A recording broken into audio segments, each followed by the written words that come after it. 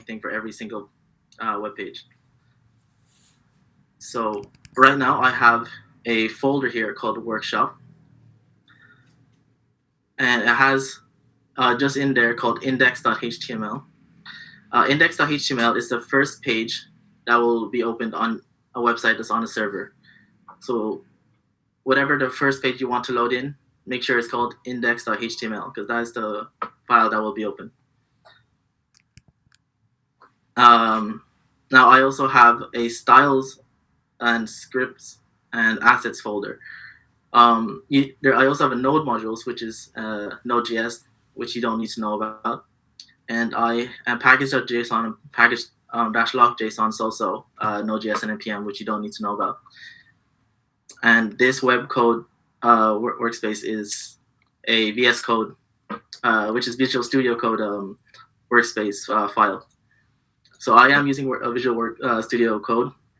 It is free. It's Microsoft owned, and most people would use it to code anything. It is a text editor, not an IDE. So if you do code, say Java or C, you can't compile it here. You have to compile it somewhere else. It's just a fancy text editor. So we have the three folders: assets, scripts, and styles. Styles will include the CSS. The scripts will include the JavaScript, and assets is anything that involves, say, fonts, images, SVGs, stuff like that. So on with HTML. So HTML is built up using elements, and each element is basically just a tag. Some elements are self-closing, some elements you have to close. So by that I mean, say I have a tag here, say the body tag. The body tag has two tags with it. The opening tag, which is the first one here, and then a closing tag. A closing tag is the one with a / at the start. So now anything in between the starting and closing tag are called element. Is the element. Anything in between is the contents inside of it. Now a self-closing tag would be something like the image tag, where it has the / at the end of the tag here.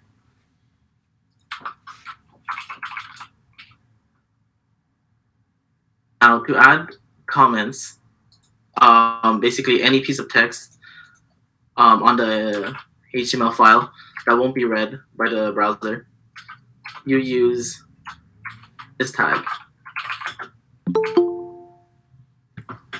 So this tag is the $! Exclamation point and 2 dashes, which is the opening tag for the comment, and then 2 dashes, and then the greater than sign for the ending close bracket. Now everything in between these tags are comments. So nothing in here will be read. The point of this is just to leave like comments about your code, like what part is this, what does this do, and it's just like using comments in any other languages. Now, for every tag, are things called attributes, which also describe what a tag does. So, for example, we have a div, and I'll explain what a div tag is later. But say we have a div. Inside, we can specify an attribute, say class, and make it equal something. So the attribute name is class, and then it equals everything in the quotation marks. So if I give it a class of name, say box, the div now has a class name called box. Now, classes and are a way to identify a certain tag. Say there are multiple divs, and we want to single out a group or one of them. Now, if you're wondering how I type those divs really quickly, I'm using a extension called Emmet, which is installed in VS Code when you get it. So if you want to learn Emmet, is EMMET. It's just a nice way of typing HTML, makes it quicker. So say we have 3 divs. Now there's 2 types of attributes that help us label or identify these a group of tags. So IDs are for labeling a single tag. We call this box 1. Now IDs are only used once, so there should not be any IDs other than this one called box 1. If there's multiple divs with IDs of box 1, then that is not the proper way of doing it, because IDs are meant to be for single use tags. Now, if you want to use the same label, that is where classes come in. So say you want one called boxes for a div.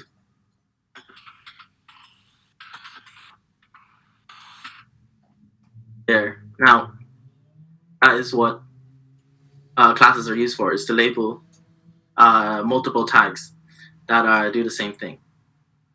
If you have any questions, just put it in the chat. Okay.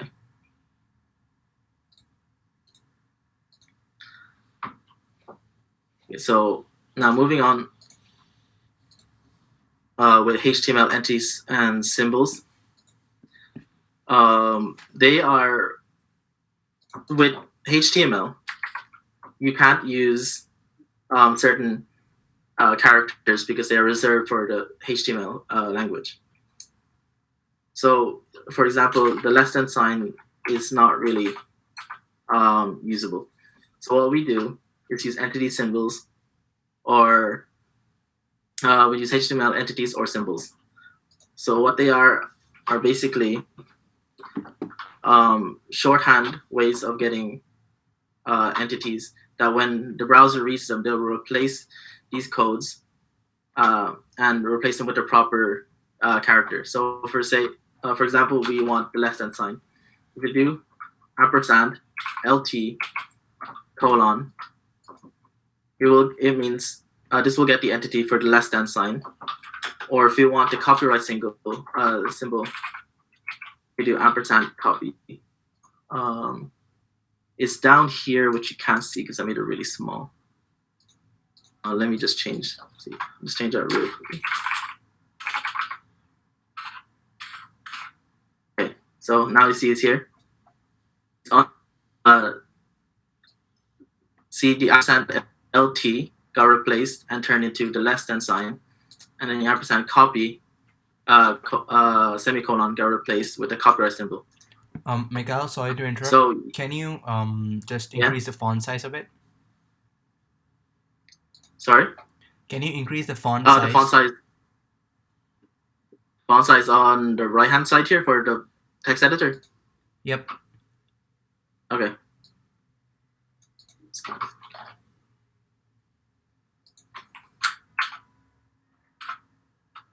Can you see that? Yep, looks much better. Thanks. Okay.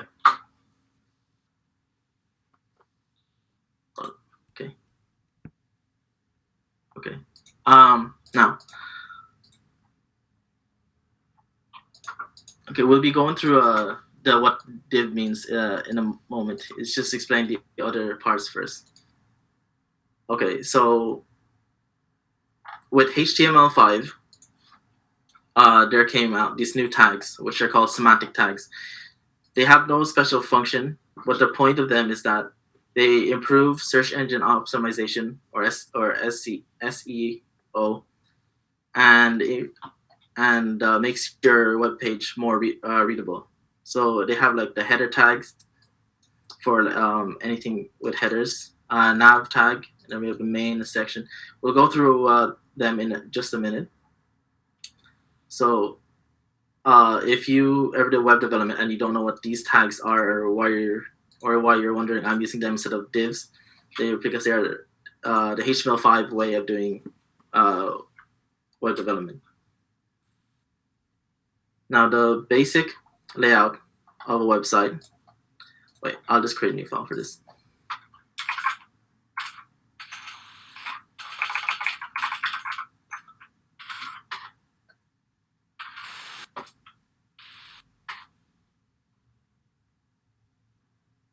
basic web layout of a website is this. So you have at the very top this tag, exclamation point doc type HTML. This means you are using a HTML5 standard of language. And then inside we have the HTML tag, and then the closing tags down here. The doc type is a self-closing, and you don't need to make an opening closing tag for that. So with the HTML, everything you put for your website goes inside the HTML tags. And it has the attribute lang, which stands for language, and en for English. That is also for search engine optimization. Now the head tag contains details about your website that might not be seen. For example, these meta tags, which are also used for search engine optimization, or this title tag, which means this is the text that will show up on the top of on the tabs in your browser. So we can change it to my website, and I have no way of linking it here, so I'll just change it here. Or say my website, and we go back to the web page I opened up here. You can, if I open this bigger, you can see that the browser here made the tag of my website. So that's what title does. And now there are also link tags that are important, because what they do are they link external CSS to this page. So they start off with the word link, the rel. I don't know what that stands for, but you put in style sheet there. And then href is the URL or the path to where your CSS external files is. So with our file structures, it is in styles and then style.css. So we will put in here styles / styles.css, which is the path to the CSS file.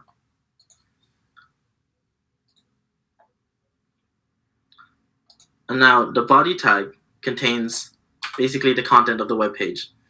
So everything you see goes in the body tags. Now the important tags that you need to know are the header tags.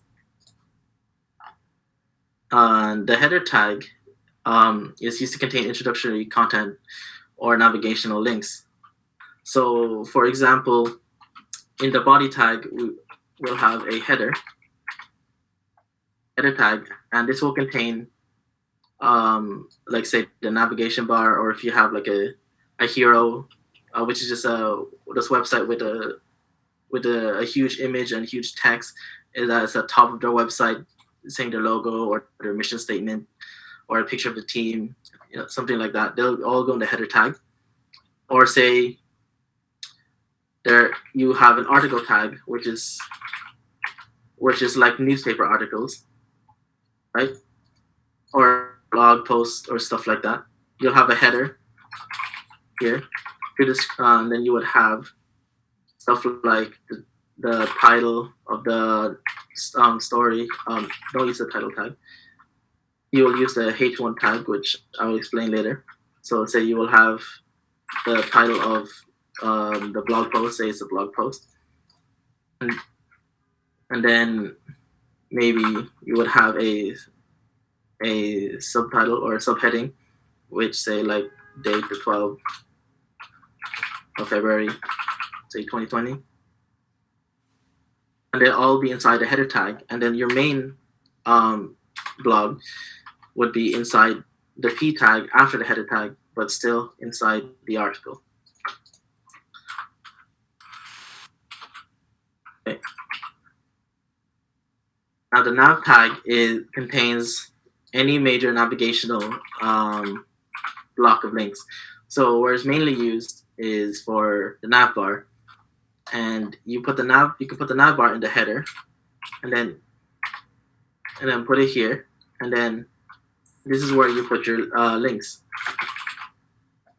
So that they should be all contained in the nav tags. Now the main tag is is where your main content goes.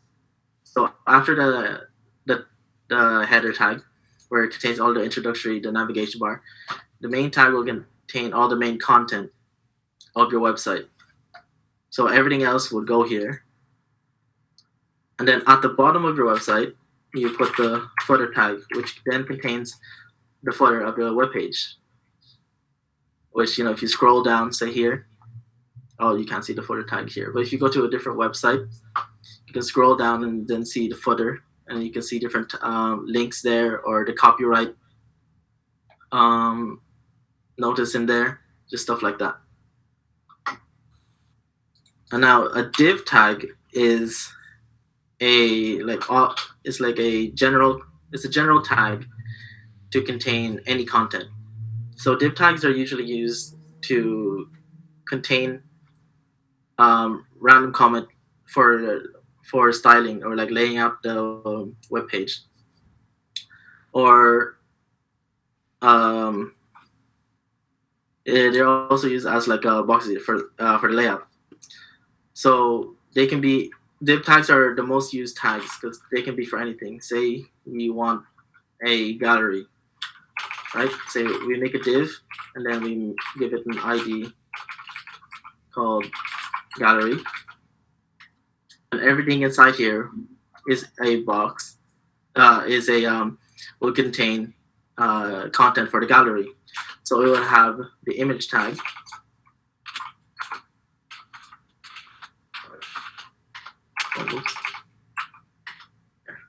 see it has so we have a div called gallery, and all the images that belong to the gallery will go there.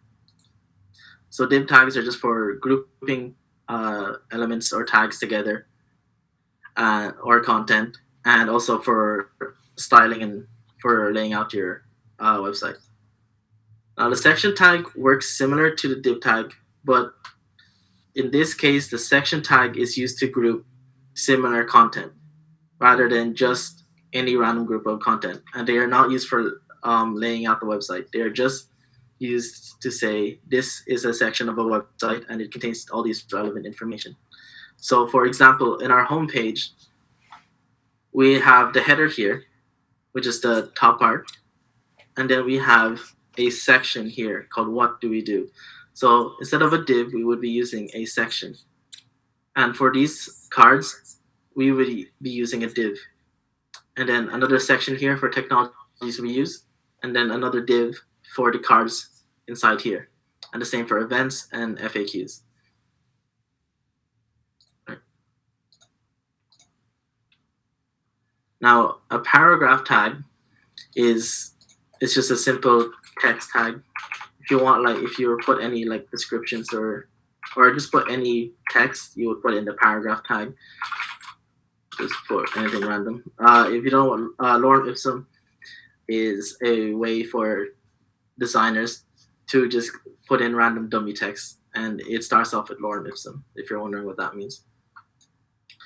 Now there are tags called H1 and H6 tags.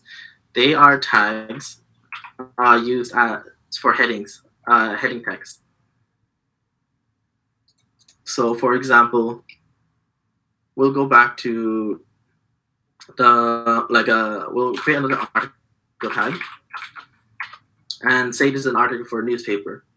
So then we will have a H2 tag here, which will be the title, and then maybe another one here called say the authors. Okay. So heading tags go from H1 to H6, with H1 being the most important and H6 being the least important. Now they have different stylings when you put them in. Oh wait, let me just change that.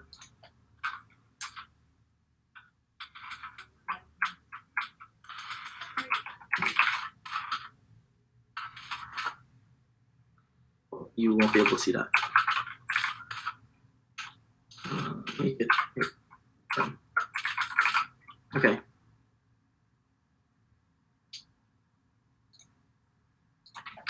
And I don't know, maybe we'll have a H4 here just to show for dates. Okay. See how H2 is bigger than H3 and H3 is bigger than H4. Now, I didn't use the H1 tag here because usually in the header of websites, they have their, say, their logo or their or the name of the company or the web page. That's usually the main heading of the web page. So that would take the H1 tag. And there should only be one H1 tag in the web page. This is because for H tags, they work in hierarchies. So H1 is the top heading tag, and then H2 is like a subheading, and H3 is a subheading, and H4 is a subheading, and it continues down all of the H6. Now you can have multiple H2s, you can have multiple H3s and 4s, but you can't have more than, well, you can have more than H1. What standard is you only have one H1 per page. And when you do H2 or 3, they should always be in a descending order. So a H3 should never be on top of the H2, because then that wouldn't make sense. Because H2 has more importance than H3. Now, there's also an article tag, which I have explained. They are independent, self-contained tags. They should make sense on their own and could be put in any other website and still make sense. So like I said, a blog post, you can put that in any other website and put in their blog section and it will still make sense. Or like a news story, stuff like that. Now, list tags, there's two types of lists. Give me a second. There are two types of lists, ordered lists and unordered lists. So for ordered lists,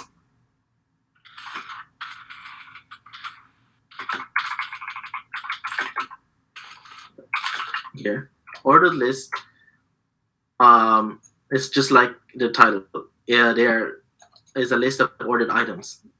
So if we take this, and I put it here, you can see it. You can see that they are ordered. So that the first one here is the first list item. The second is a second list item, and the third, and so on. So that is numbered 1, 2, and 3. Right? Unordered lists are exactly what it says. They're unordered, so they just have bullet points instead of numbers. So they have no order to them.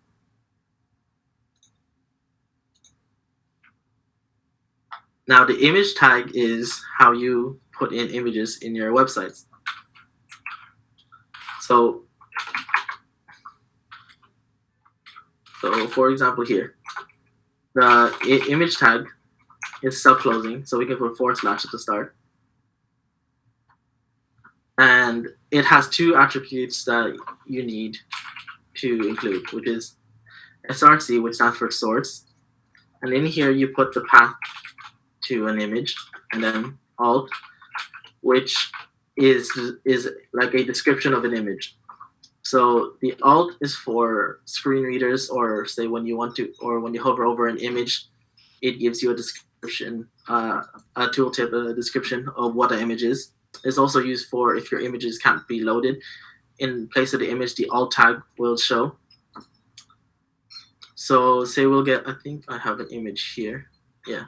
So we'll use students. So the path starts from where the HTML is. So index is here. Then we have to go to the assets folder. Then / we have to, then it's inside the images folder. Then we do / again, and then we give it the name of the image, which is students.jpg. And then you can put alt tag like picture of students. And I did not put it in the index. So wait. Okay, there it is. As you can see, the image is very big. It's just taken over the whole page there. But that is the image. That is the full size of the image. In CSS, you can resize it. So that's how you put in images. Now, A tags are a way to link to other parts of your website or to another web page. So say we have an A tag here, and it takes attributes href, which is a path to your other web pages, or a path to another website. So we'll put a path to another web page. We'll use the one I was just making.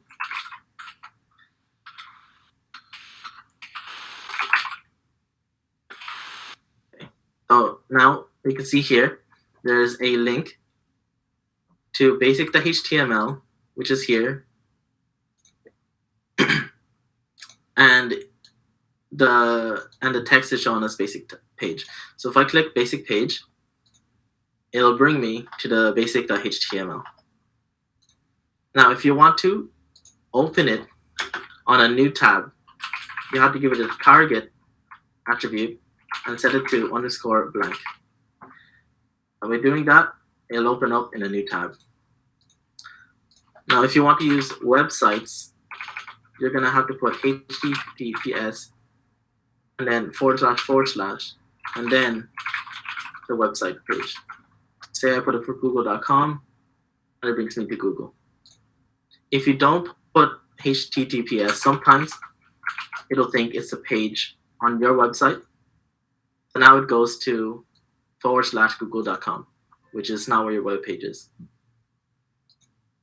or not where you want to go. Now the table tag is exactly what it says for creating tables.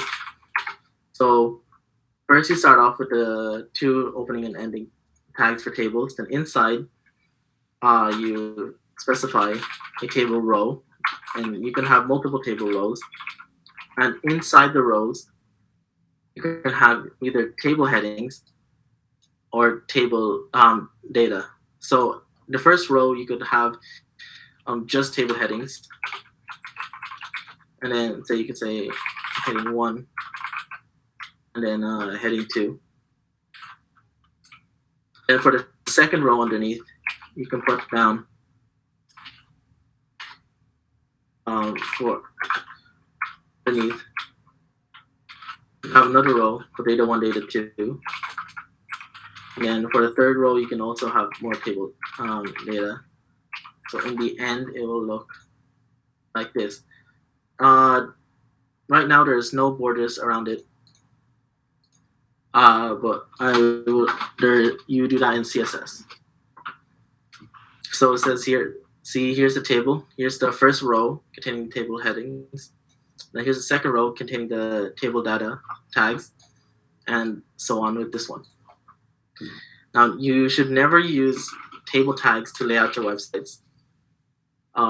It's just not a thing people do, and it was how people used to design web pages back then when they didn't have good styling for CSS. But now we have other ways, so this is just not done. And now we have span tags. So span tags can label out sentences or words. So say we have a paragraph. This is a paragraph.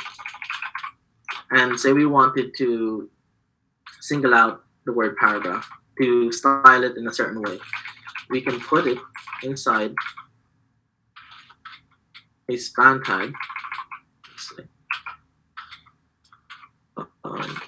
Wait, so let me get rid of this.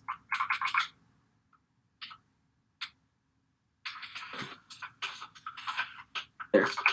We put span tags inside the paragraph tags, and we just surround the word or the words or sentences that we want to single out. And and then we can put like say an ID called word, and then we can go on CSS and then change that, say for here. To say color is blue. I'll show you what this means some after. So you give it an ID of word on the paragraph. So now in a single out paragraph and in CSS, I was able to change the text inside the span tag to whatever I want using CSS. Now CSS, before that, there are more tags in HTML, but those are the tags that I mostly use and I think that you will need. If you haven't, I'm just coming out the end of the HTML section here, so if anybody has any questions, put them in the chat. And then maybe Michael can let me know if there's any questions that were given in the chat. Yes, they are like labels. Okay. If there's no any questions, I'll move on to the CSS section. Now, the CSS stands for Cascading Style Sheet. It's a language used to describe how to display HTML pages. Now, I will create a new style here. Say, call it basic.css. Now, I created a file in the styles folder called basic.css. So I want to link it here. So I say link rel style sheet and href and then the path to the CSS file. So which is styles / say basic.css. Now I should mention the doc type, meta, and link tags. They are self-closing, but they don't have a / because they don't need one. But for say the image tag, which is also self-closing, it does need the /. So yeah, that's how you link it. So now basic.css is here.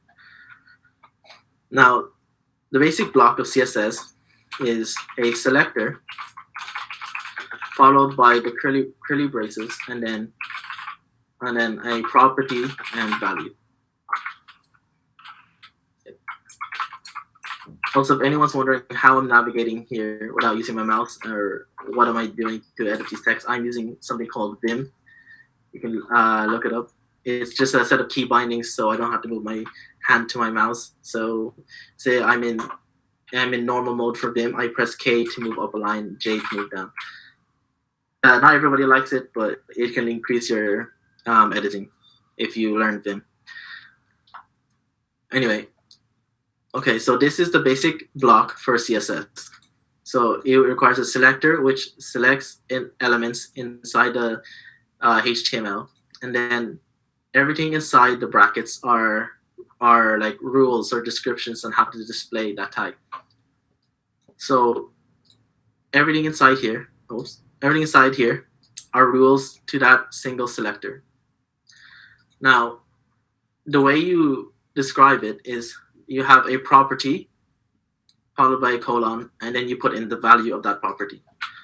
Say, for example, we want to change the background color. Background color is the property here.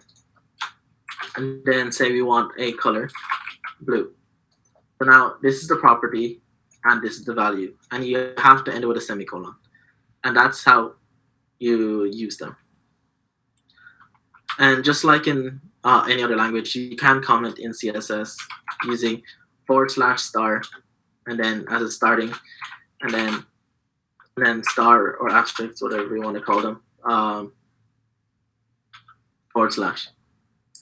Anything between these two is a comment. So no matter what you put in, they won't be read by the browser, and they will just be text there to describe whatever you want to describe there. Say here, background of a div. Or yeah, background color of a div. There. And then and then people can read, oh, that's what this is. So that's why you use comments. Now, when you selecting elements in CSS are done through either tag names, ID names, or class names. So tag names are like we use in HTML. So say we wanted to get the header tag, we type in header. Or say we wanted to get H1 tag, we just put in H1. Now to select IDs, it is hashtag followed by the ID name. So say I have a paragraph here, and I'll give it an ID of first paragraph.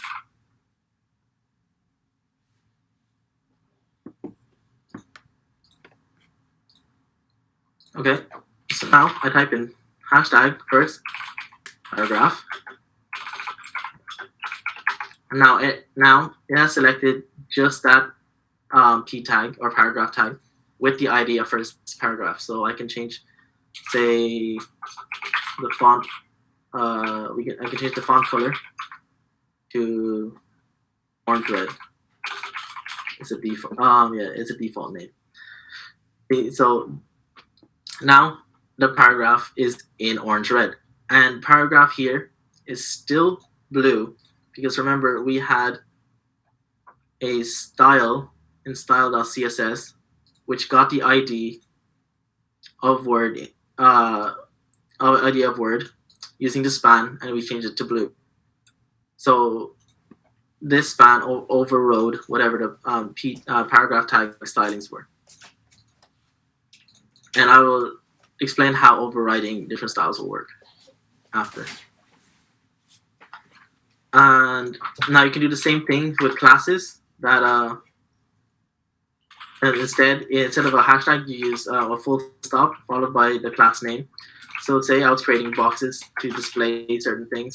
I do dot boxes, and now all the classes with dot boxes will have all the rules that I have described here. Say it's like 100 pixels and height 100 pixels. They'll all be 100 pixels.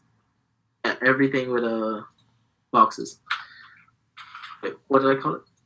Say it's called boxes. So I'll create a div here. Say I had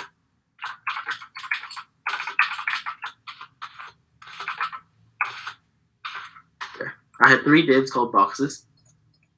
They were all with the class called boxes. Here, there's 3 of them.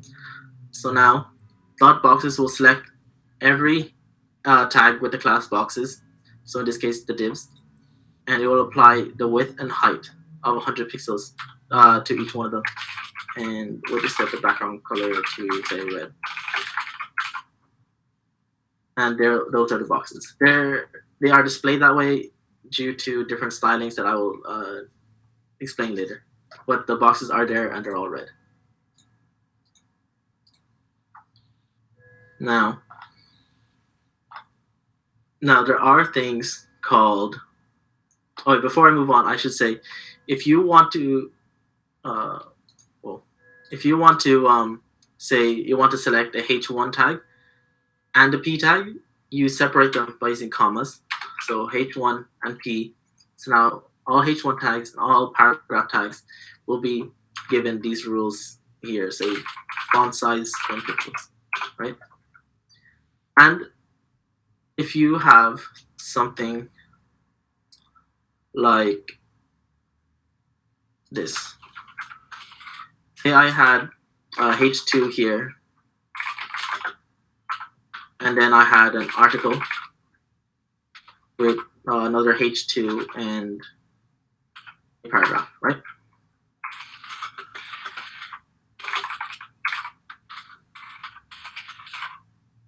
Okay. So now there are 2 H2s here, one inside the canvas div and one inside the article div, which is also in canvas. Now, if we say H2, color is blue, all the H2s will change color. But what if we just want the one in article? What we can do is nest them. So we can say article and then H2. So that means every article, and inside the article, every H2, apply these rules, which is, in this case, color blue. So now only the heading in article 2, in article, is now blue, as you can see here. But the heading in canvas is still black because it wasn't changed. Now, there are things in CSS called pseudo classes. So pseudo classes are special states of an element. So like hovering over an element when you clicked on a link before or not, or focusing on an element where the element is positioning in the document. So first or last child. So say for this heading here, we want to change the color, say to white every time we put our mouse over it. So every time we hover over it. So we can say H2 colon hover. So colon is the start of a pseudo class, and hover is the pseudo class itself. So hover means every time you hover with your mouse. And then all the rules in here will now apply to all the H2 tags that you hover over. So say we want the color to be white. Now when I hover over it, it changes to white. And the same for every other H2. So you can't just turn white, you can't see it. And the heading for the article here, hover over it, change to white. Now there are other pseudo classes that if you go to w3schools.com, or you can search up here, you can look up CSS pseudo classes. It'll bring you to W3 schools, and inside here it'll show you all the other pseudo classes that there are. Like say the first child, which means first child means say article here is the parent, and article and every tag inside another tag is then a child of that tag. So article here has two tags inside of it. So article is a parent of H2 and the paragraph tag.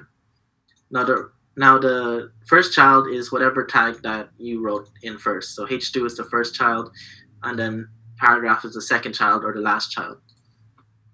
And article is also a child of the div with the class canvas.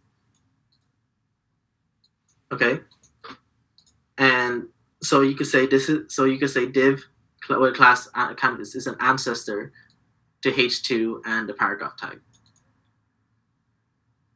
So you can select stuff like that, and it's just all these pseudo classes you can read up on here. See, I'll just get this here. Yeah, okay, it's linked there. Thanks. You can read up on them there. Now, there is a thing in CSS called specificity. So it's basically what a block of rules will be applied to an element. Say, for example, here I had a div called box with a class box, and then I selected it with using div, and then I selected with it using the class name as well. So I'll do it here as well.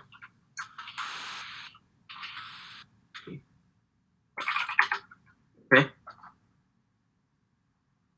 Now I'll just copy and paste it here.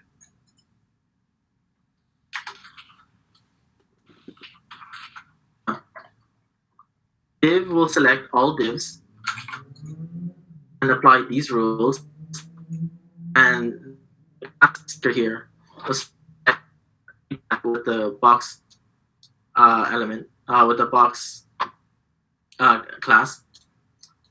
So and it will apply these rules. Now, for this div, it applies to both. Wait, I'll just delete these. Applies to both. But if we check the website here, the second one got applied to it. That is because classes have a higher specificity than tag names. So this, all these rules here that conflict with these rules will be overridden by this block of rules here because classes have a higher specificity. So like I said here, so the higher specificity, the more likely it is for the rules to be used. So as I said here, IDs have the highest specificity. So say if I gave this box an ID of box 1, right? Wait, say there's 2 boxes, and there's no ID for this one, right? And then I give it an ID, and then I select the box 1 ID, and I give the background color, say, yellow. Now you can see here is box 1, or here's just the div with the class box, and here is a div with a class box and ID box 1. Now the one with ID, the one with the ID had his background color overridden to yellow because IDs have a higher specificity than classes, and the classes have higher specificity than divs. Now, what they do is they just overwrite the rules if they conflict. So, for example, since width and height is the same for this one, we don't need to overwrite them because it'll still use width and height here. But what we want to overwrite is background color. So I got rid of the width and height for the class, and it still looks the same because it only overwritten background color. Now, universal selector, which I will explain just after this, combinators, which will not be covered here, but you can look them up on W3 schools, or you can just look up CSS combinators, and negation pseudo class have no effect on specificity. So just because, say, box hover. Oh wait, no, that will have a say box say plus div, right? The plus will not give any specificity to this block of rules here. But since there are a class and a tag name, that those two combined together will increase the specificity. So one specificity for div and one for box. But box does have a higher specificity than tag name, but together, say for example, tag names equal 1 and classes equals 2 and IDs equal 3. So with the first one, which is div, it just equals 1 specificity. The one with dot box plus div equals 2 plus 1 for the class and tag, which then equals 3.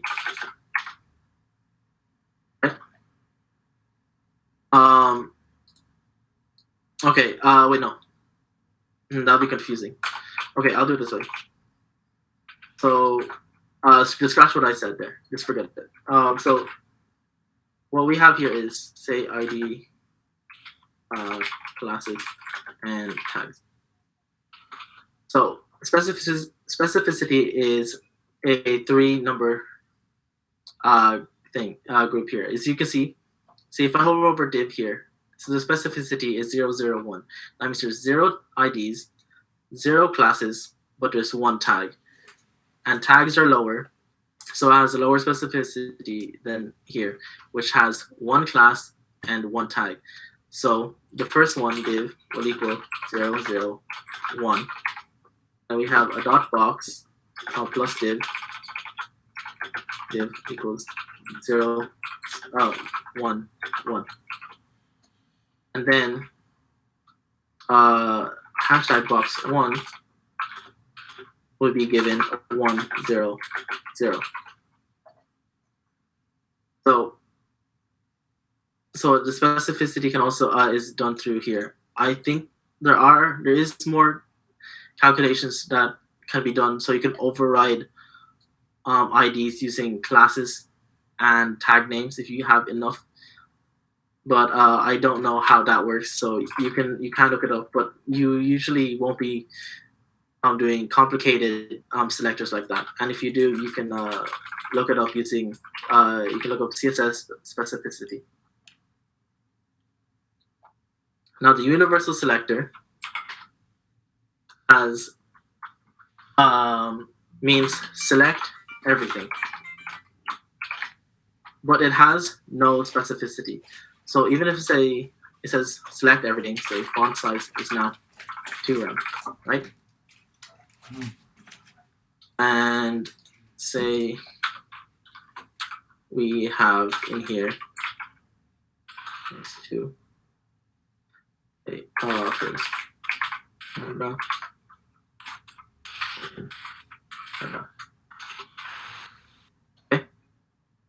have a font size of 2. Well, I'll make it 5 so you guys can see it better.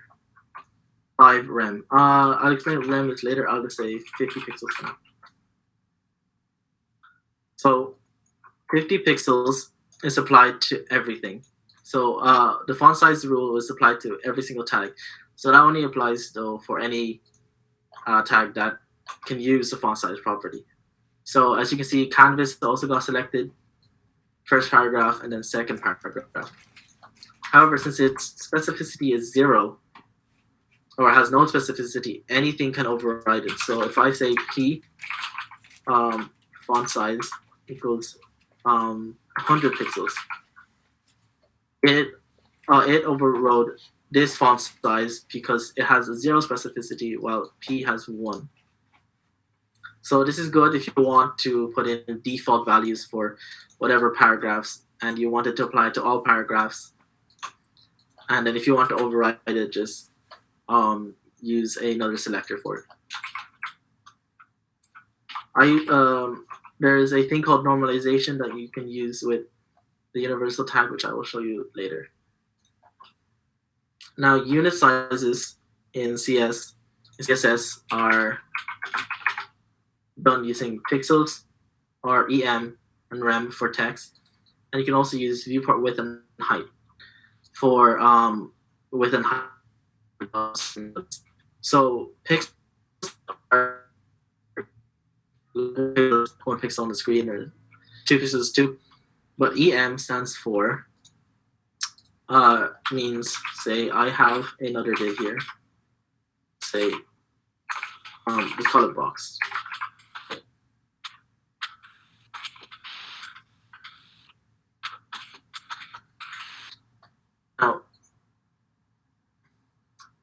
Now these paragraphs have a parent which is div with a class box. Say if I write down here, font size is 10 pixels. Oh, you can't see that. And that's a bit too big. Okay, just say font size is 50 pixels, right?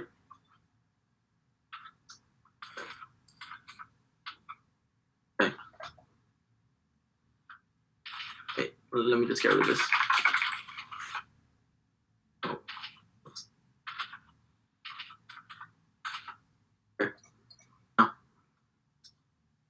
This means all the text inside the tag that have the class name box will be given the font size of 50 pixels. So now all the text in here will be given 50 pixels. So the first paragraph and second paragraph is given 50 pixels. Now if you say font size, say 2 EM, right? That means 1 EM, say we'll go 1 EM first. EM means get the parent's font size, which is 50 here in this case, and so we make it equal to 1 em. So the parent of paragraph is a div with a class box, and now 1 em equals 50 pixels. So now if we say 2 em, that equals 100 pixels. And if we say 0.5 em or 0.5, well, then equals 25 pixels. Okay, so em is like saying 50 pixels times 1 em to get 50 pixels. But if you want 2 em, it's like saying 50 pixels times 2 equals then 100. And then the same for fractions or decimals. 0.5 em multiplied by 50, you get 25 pixels. It didn't change there because you can't. I had to do this. Okay. Now rem is the same as em, but instead of getting the font size of the parent, it gets the font size of the root element, which in HTML is HTML. So I say font size is, say, 100 pixels. Okay, everything became 100 pixels. I'll just say,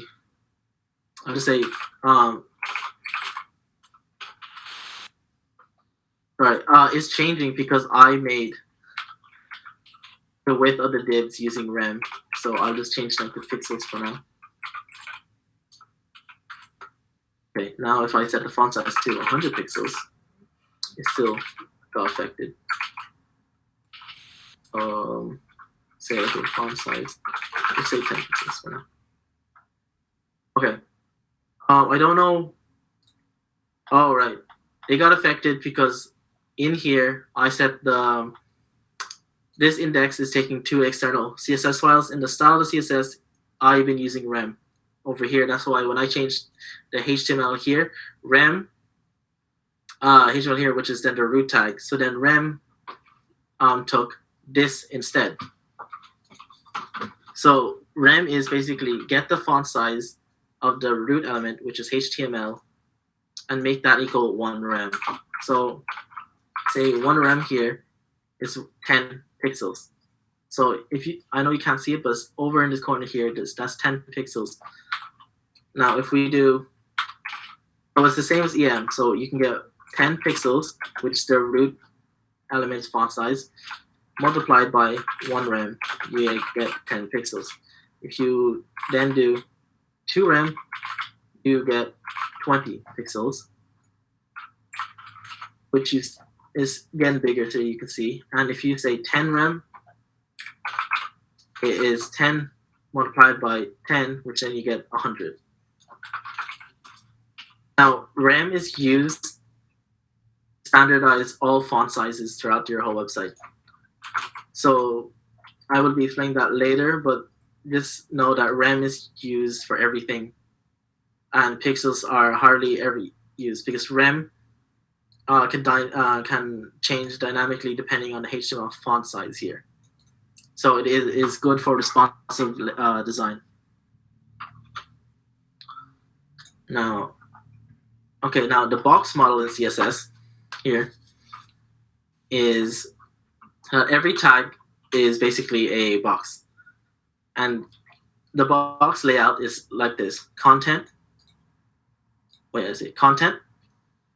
and then padding, border, margin. Now the border here is increased, but if we had a box here, what's that? Okay, it's a class box.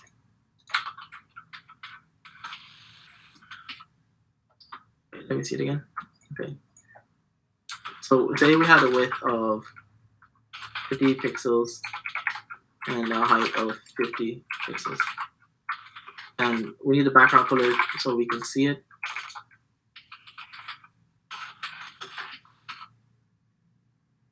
Here. Oh, it's really small though. I wonder why. We'll just I'll give it an ID of box 1. Then I'll use the ID instead.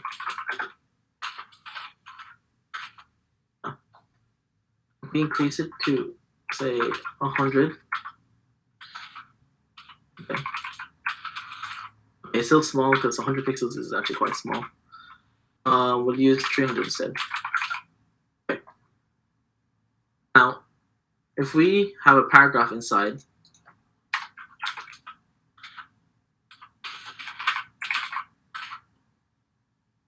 and if it wasn't bigger than the box, there. Now the content, in here in the box model is paragraph, right? Oh, that is if it is centered. If it's centered, if the content is centered in the box, it will look like this. Now padding is the space between the content and the border. And if I change, say, border here to 2 pixels solid black, to see it better, I'll increase the pixel size. The border is the outside edge of the box. And margin is the space around the box. So if I give it a margin of 30 pixels, you can see that there has been a margin put on the left and top part, but it's also put on the right and the bottom part. You just can't see. And it means put a space of 30 pixels around the box. So that's the box model. So the content, followed by the padding, followed by border, and then margin. Now, when we do this, the width is not of the box is not equal to the width you put here, because there's the property called box sizing, and its default is content box. So as I explained here, the width, if we set a width of 200 and then a padding of 50 and a border of 1 pixel, the width of the box will not be 200. Okay, so width is 200 pixels, padding is 50 pixels, and then border is 1 pixel. Okay, the total width of an actual box then becomes 200 plus 50 plus 1, which then equals 251 pixels. Now, when we're laying out a website, it can be very distracting to do all these calculations in your head.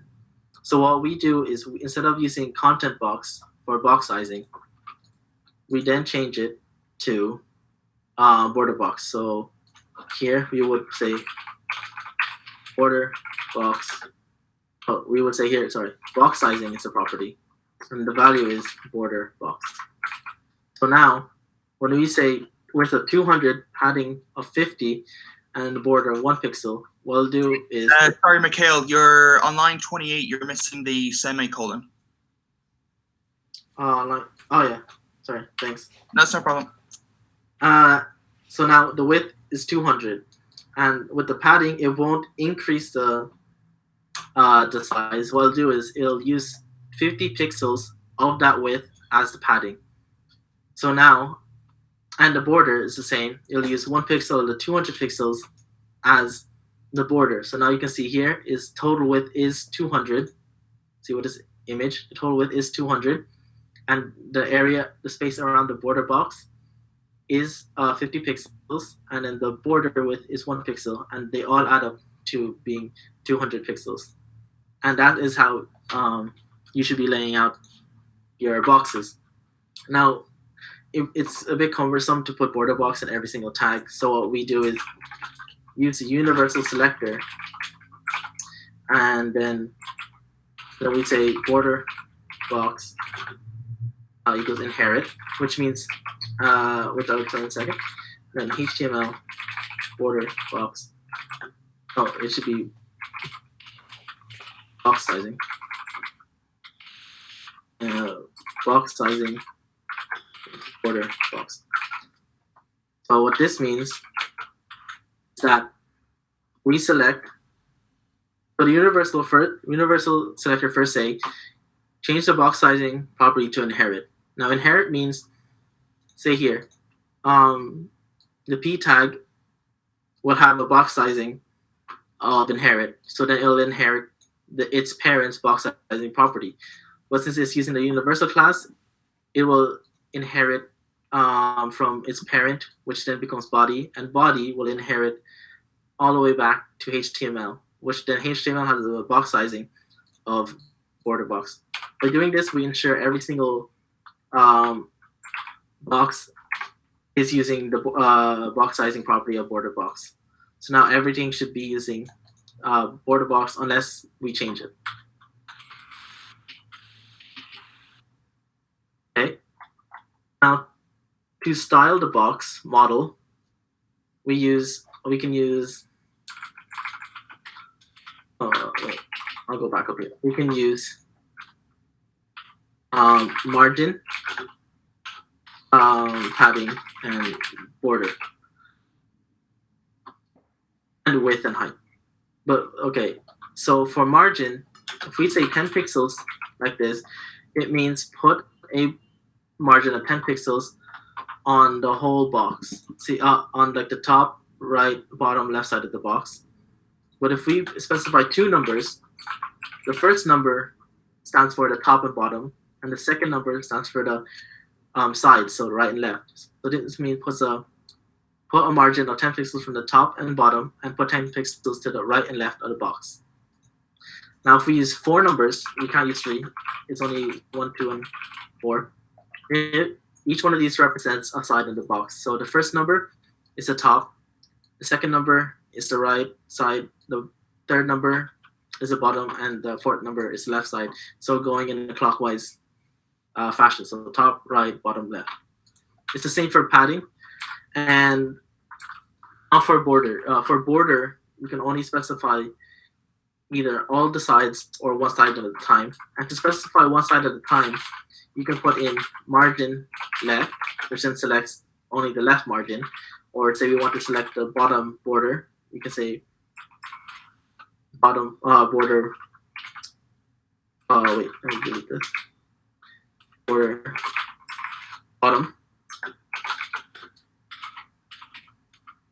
And then we can just say like 1 pixel solid blue this time. And say we want border right, say 5 pixels dotted red. So if we go here, is it not affect? Oh, I can't see why it would not affect it. Say ID border box with height. Okay. So I don't know why it's not showing.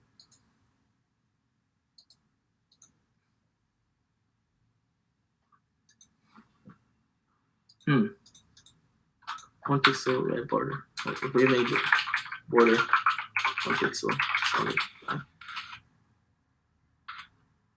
Make this 10. Maybe not. Make that 15.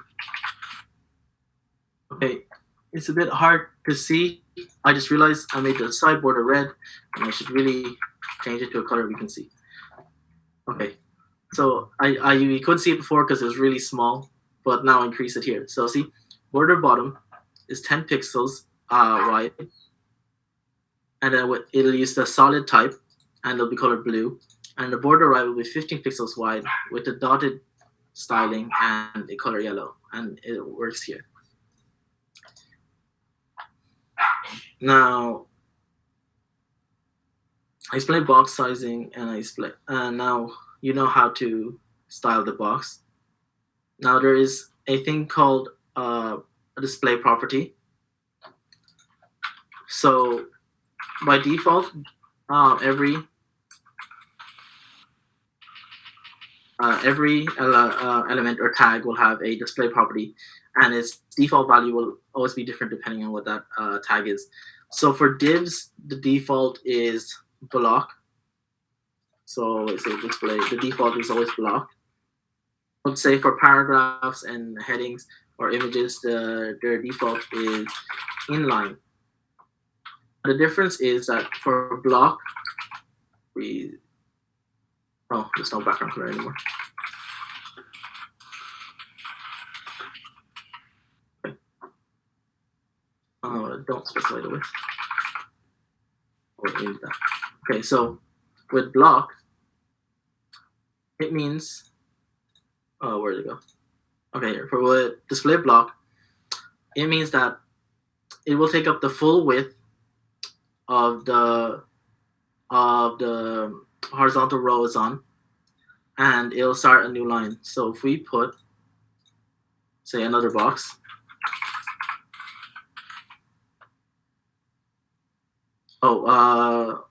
wait, let me, okay, it's not changing here because I have Flexbox working on the canvas here, so I'll just get rid of that.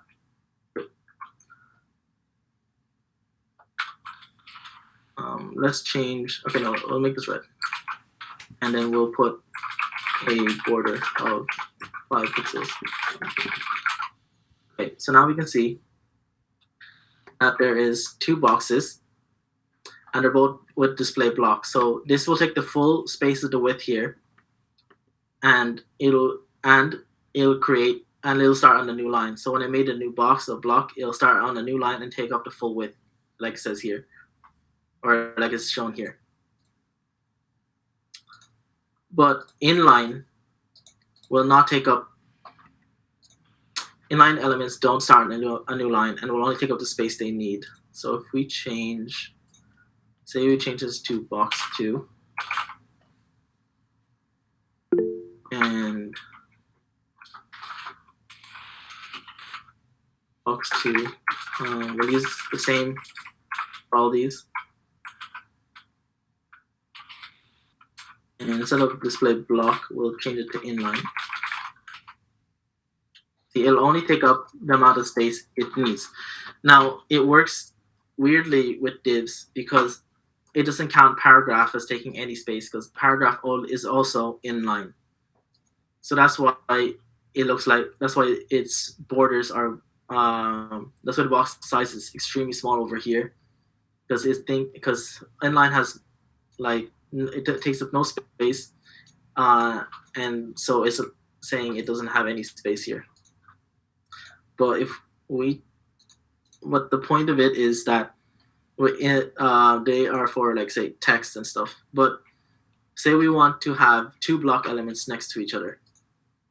This is also with inline elements, you can't change the margin or padding, and I think the width and height, but I'm not sure. But I know you can't change the margin and padding on inline elements.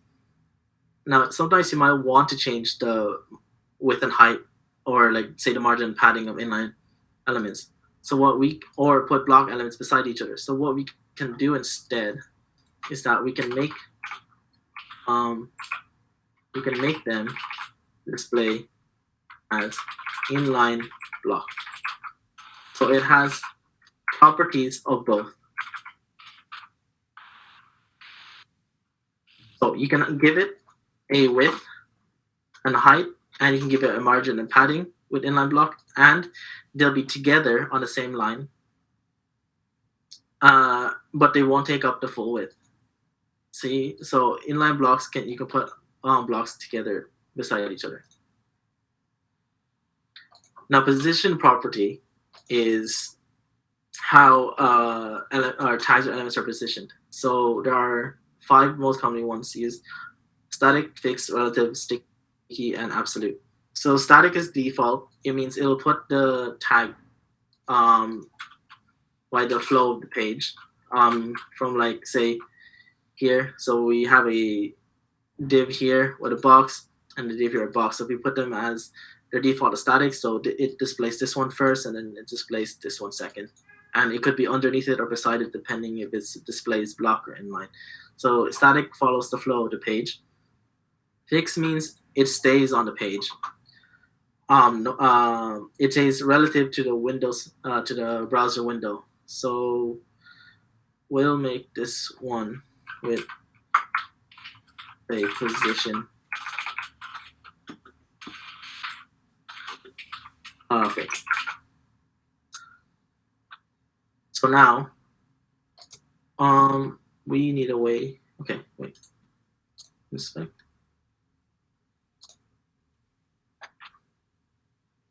And here we go.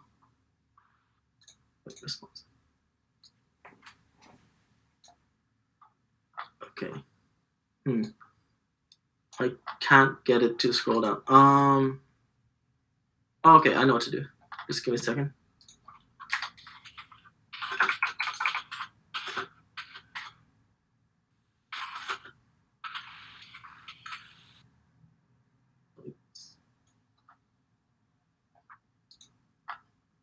Will it change it?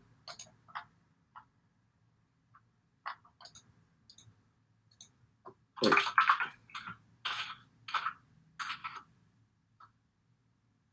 Okay, it's not working there, but the point of it is that, say as we're scrolling, we have a nav bar.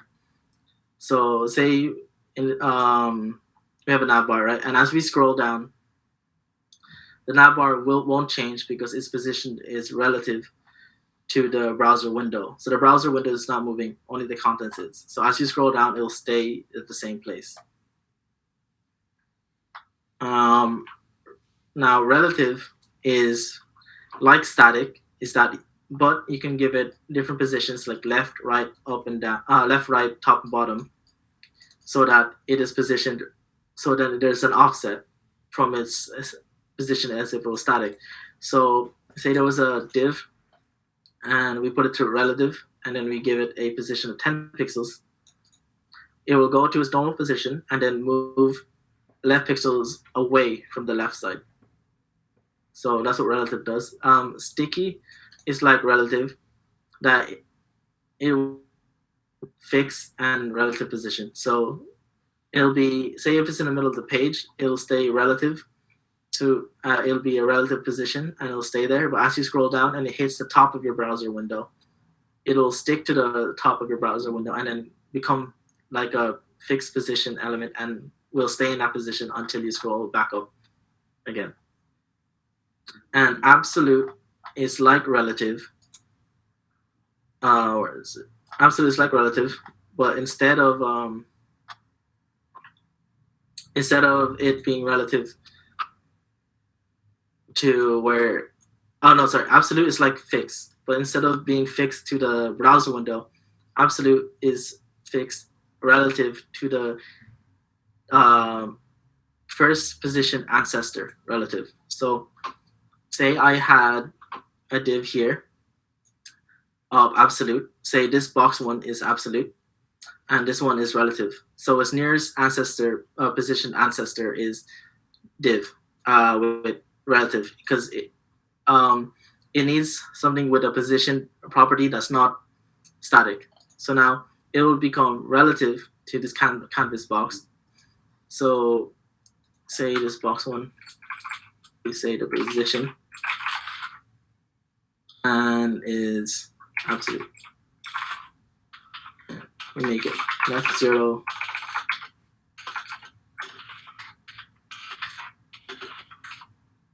up 0. Wait, let's just get rid of this box. Now, this now with now its position is absolute, and the nearest position ancestor position seems to be the body. So we need to give, what did I call it? Canvas a position of relative. I think it's being overridden by here. No, it's not. Oh, I spelled it wrong. There we go. So now canvas is the nearest positioned ancestor, and box one is using absolute, so it'll be positioned relative to canvas. So now if we say Left 0 means left 0 away from the left, so that can be pixels or percentage. It doesn't matter because it's just 0. So 0 from the left, so it means stick to the left, and then 0 from the top, so it means stay to the top. But if we say left 10 pixels, we have to give it pixels then. Oh, you can't see. It's too small. I'll give it, say, 50 pixels. Then move 50 pixels away from the left. So that's what absolute means. Now, to lay out a web page, we will be using Flexbox. Right? So I'll delete all these because we don't need these.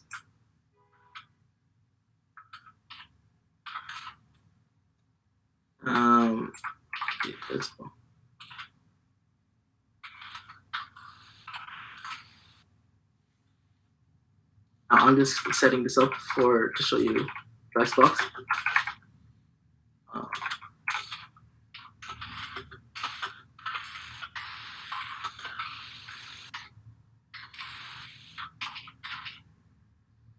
And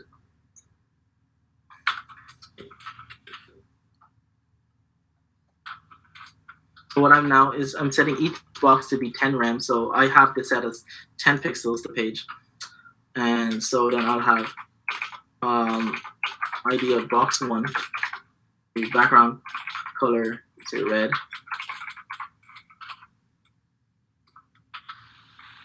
And then this one will change it to blue. We'll make the box 2 blue. And then box 3 will give it green. Now for Flexbox, it's a way of just displaying things as rows or columns. So I'll get rid of all these. Okay. So by default, by default, when you create a container like Canvas as Flex, it turns into a Flexbox container.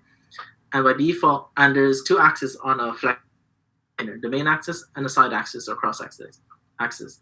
The main axis by default is going left to right, and the side axis is top to bottom. So right now, it's as you can see here, the boxes are going left to right, because the contents inside are aligned left to right along the main axis. But if we say flex direction equals row, which is the default, reverse, it will change the main axis from right to left. And if we change it to, say, column, the main axis becomes top to bottom, and the side axis become left to right.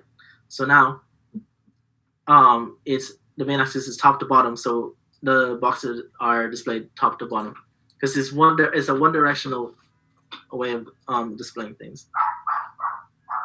Now, if we have, just say row for default. And now to align things along the main axis, we use justify content. So default is flex start. So it'll put the contents on the start of the main axis. So left to right, the start is the left side. And then if we say end, it'll put it at the end of the main axis, which is the right side. And if we say center, it'll put it in the center of the main axis. Now, as well as that, there's 3 extra values that space around, evenly, and between. So evenly means put them in the middle, arrange the contents in the middle such that there is even space in between the content, right? So there's even space on the left side of this box, even space on the right side, and then even space on the right side of this box, and so on. Now, if we say around, it's like saying put the same amount of margin on the left and right hand side for each box. So this red box has a margin on the left side and a margin on the right side, and this blue box also has a margin on the left side and on the right side. And it's the same, and it does this for every single one of the contents. And then space between means put space only between each content.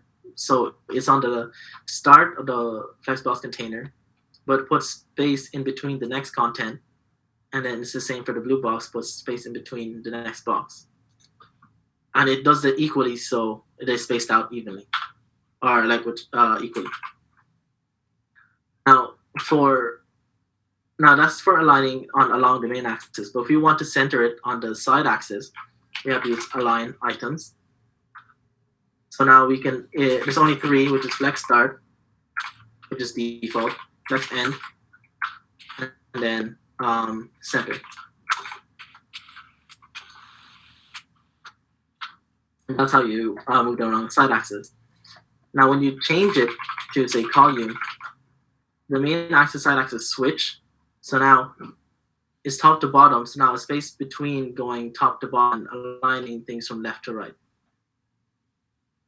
Now, if you have too many items on your row, you can use wrap, which then wraps it around. Let me try to get it here. We'll change it back to row. Okay, there's a lot of items here. By default, flex wrap is on no wrap. So they all just still be under the same row. But if we put it to wrap, all the extra overflowing items will create a new line, still going left to right along the main axis, and it'll just keep doing that every single time. Now, if we say wrap, it wraps a new line from top to bottom. But if we say wrap reverse, it'll go from bottom to the top. So creating a new line from above the main axis.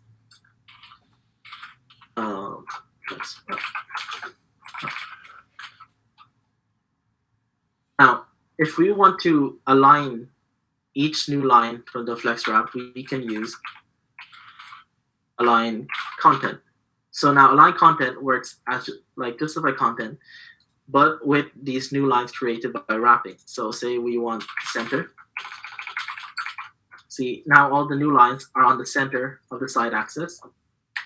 Or say we want a space between, like how we have it on the main axis. Another space in between. So align content takes the same values of justify content. I'm trying to move fast here because we're running out of time. We have 10 minutes left. I won't be able to go and make the website, but if you guys have any questions on it, I will be able to help. Now, I'll just finish this document because it is short. So if we want to style text, say just do this. Say we have a paragraph and say this.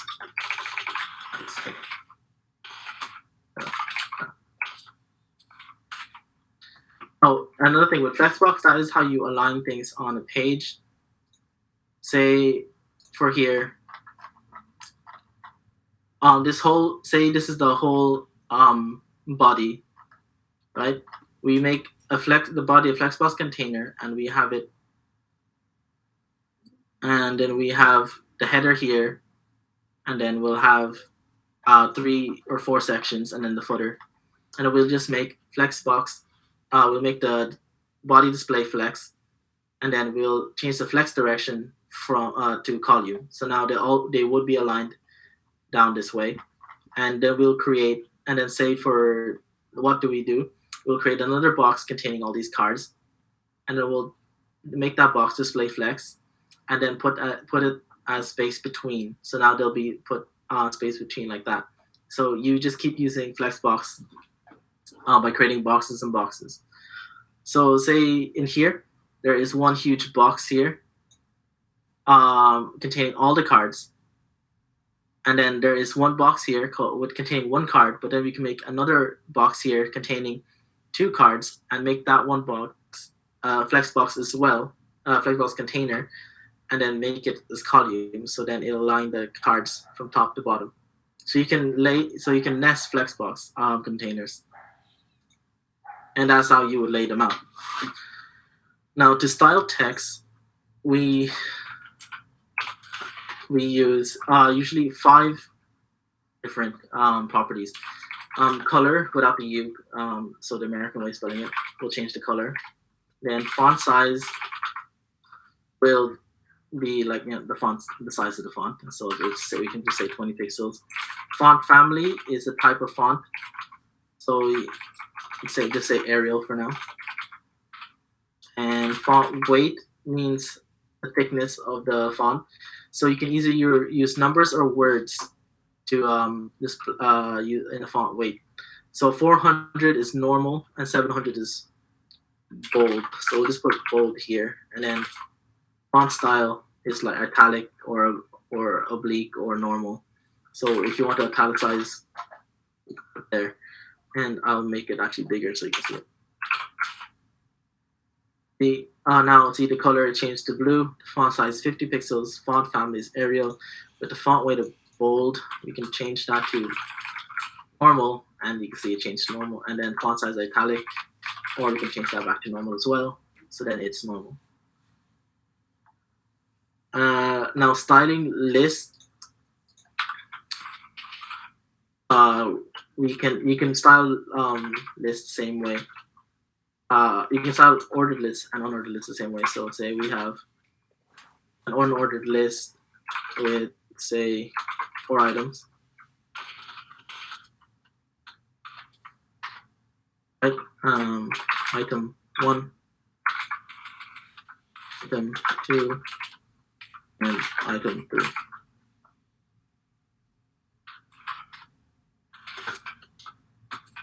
Now, for lists, there are 3 common properties used, which is list style type,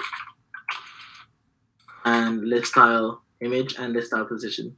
So list style type will change the markers, like the bullet holes here, to whatever you want it to be. So we can make it a circle. So now it's a circle with an empty hole. Or we can change it to square. Here we go. Scroll down. Or we can set it to none, which is how I usually do it. Let's just change it to circle for now. Or actually it's square so you can see it easier. And list style image will replace the bullet hole with an image that you put in. So you can say list style image and then URL, and then inside the quotation marks in here you put in the path to the image. So I'm gonna try see if I can put in the students.jpg. I'm not sure if I can. This path is starting from where your CSS file is. So currently we are in styles. So this is wrong. So we are in styles here. What we need to actually go is do dot, which means go back to folder, and then we go to image. Then we go to then we press dot again. It means we only go back one. So we get so we go to the main folder now, and then we go to assets, and then inside assets we can go to images, and then inside images we can select say student.jpg. So now, as you can see, each bullet hole or bullet point is now using that image, which that image is too big, so that's why it looks so weird. And now the more important one is, I think, this list style position.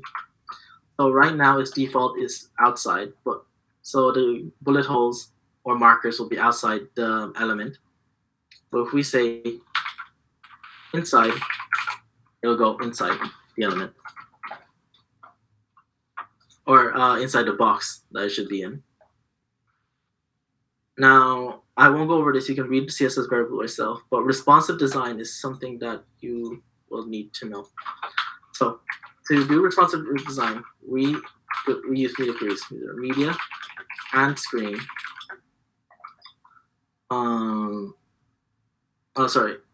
It should be media only, screen, and we put here max width or min width. So say max width is 600 pixels.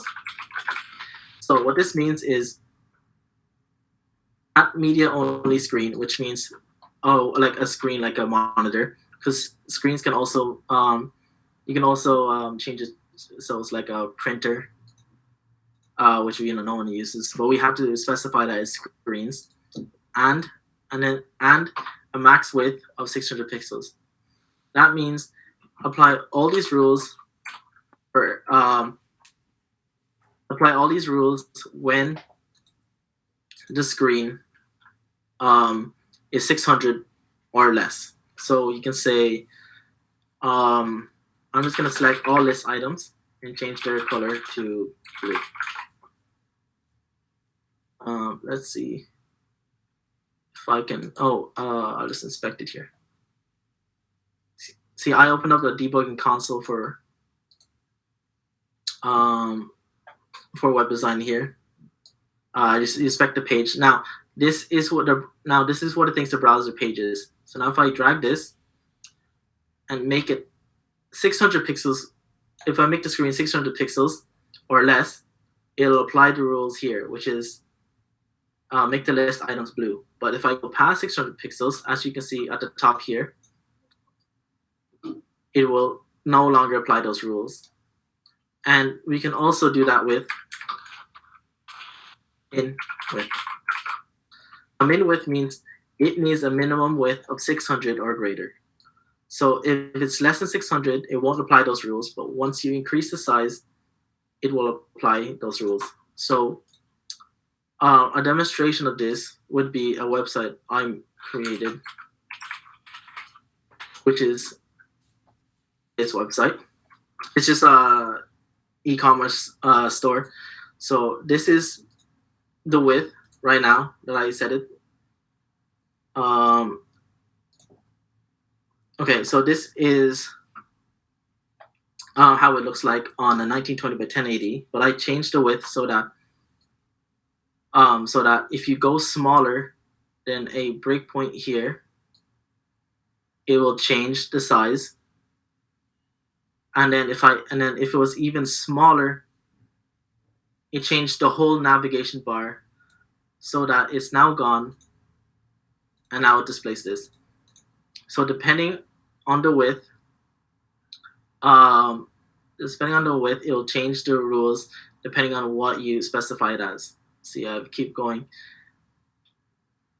and it just changes like that. So there's two approaches to using max width and min width. Max width is if you're doing desktop designing first, and min width is if you're going mobile first. So right now, with this website, I was using min width, and depending on what width it is, it will change. And that is all the time I have. I'm sorry I couldn't go over the web creating a page on the website, but if you need any help, or if you want me to explain more things, you can message me and I will help you guys out.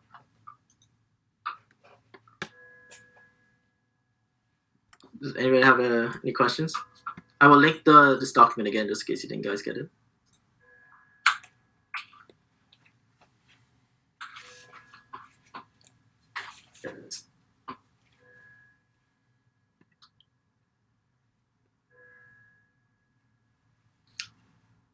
So I'll give it back to Harsh to end this meeting here. Hey everybody, thanks a lot, Mikael. That was really, really amazing. You did a really good job there, and you literally kind of summed up a whole semester into 2 hours. So that was really amazing. So thanks a lot.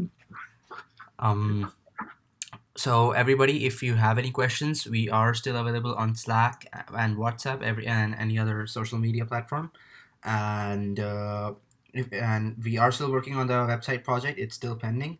We have some pull requests, but other pages are still pending. So if you want, you can start working on other parts of the website as well. And if you have any issue at all, just message any of us, and we will be there to help. Also, I hope to see some of you tomorrow at the Dev Fest. And don't forget that Hacktoberfest is still open for this whole month. So if you do submit pull requests, we will accept them and help you reach the target of 4 to get your developer swag t-shirts in Hacktoberfest. So that is it for today. Thanks a lot for coming. Hope to see you in the next event, in which we will be having Google speakers over, and it's gonna be one of our best. So I hope to see you next week as well on Wednesday at 6 p.m. So let's keep in touch, and thanks a lot again, Mikael and Michael, for arranging this workshop today. So that's it for today. Thank you. Any questions? Just go shoot them out in the chat. Also, yeah, Mikael will be sharing this the cheat sheet he prepared on the one you saw in the left the whole time. So just if you need any help or just to go or anything. So that is it. Thank you.